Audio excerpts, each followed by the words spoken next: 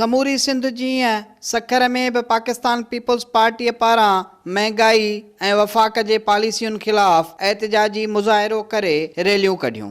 सभ खां वॾी रैली सखर हाउस खां सखर प्रेस क्लब पहुती, जंहिंजी अॻवानी सिंध जे वॾे वज़ीर जे सलाहकार अरसलान इस्लाम शेख ऐं MNA नौमान इस्लाम शेख कई। उन मौके ते अरसलान इस्लाम शेख ऐं नौमान इस्लाम शेख चयो त इमरान खान को सोचना चाहिए कि ये मुल्क किस तरफ लेके जा रहा है, उसको अपने वादे याद करने चाहिए। हमने मिसाल के इस महंगाई के लिए फेडरल की पॉलिसीज, इकोनॉमिक पॉलिसीज ने हमारे मुल्क को तबाही के खिलाफ तबाही की तरफ ले गई है। और आज हमारा एक ही नारा है, इमरान हटाओ पाकिस्तान बचाओ। जॾहिं त रैलीअ में शरीक औरतुनि सुकल मानी ऐं सब्जियूं खणी एहतजाज कयो।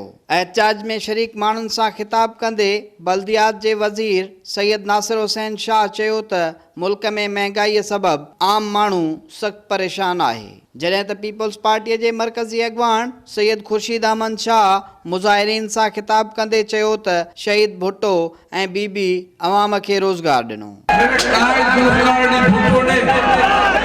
लोगों से वायदा किया था कि मैं रोटी कपड़ा मकान गरीबों को दूंगा, इन गरीबों को खुशहाली दूंगा, तालीम दूंगा, रोजगार दूंगा, और सब दिया। हुन चयो त कोड़नि ऐं जेलुनि खां नथा डिॼनि, पर ॿार बुख मरी रहिया आहिनि, उन जी परेशानी ज़रूर आहे। कोई फिक्र नहीं, फिक्र किया कि आज मेरे बच्चे भूखे मर रहे हैं। आज पाकिस्तान के वो बच्चे, वो माएं, वो बुजुर्ग, वो नौजवान तो बेरोजगार है। खुर्शीद अहमद शाह खिताब कंदे चयो त आम वाइपे जे शयुनि जा अघ आसमान सां ॻाल्हियूं करे रहिया आहिनि। वज़ीर आज़म नौकरियुनि ऐं घर ॾियण वारी ॻाल्हि ते क़ाइमु न रहियो, उन करे हू सादिक ऐं अमीन नाहे। झूठे वादे किए गए। पाकिस्तान के तारीख में जितनी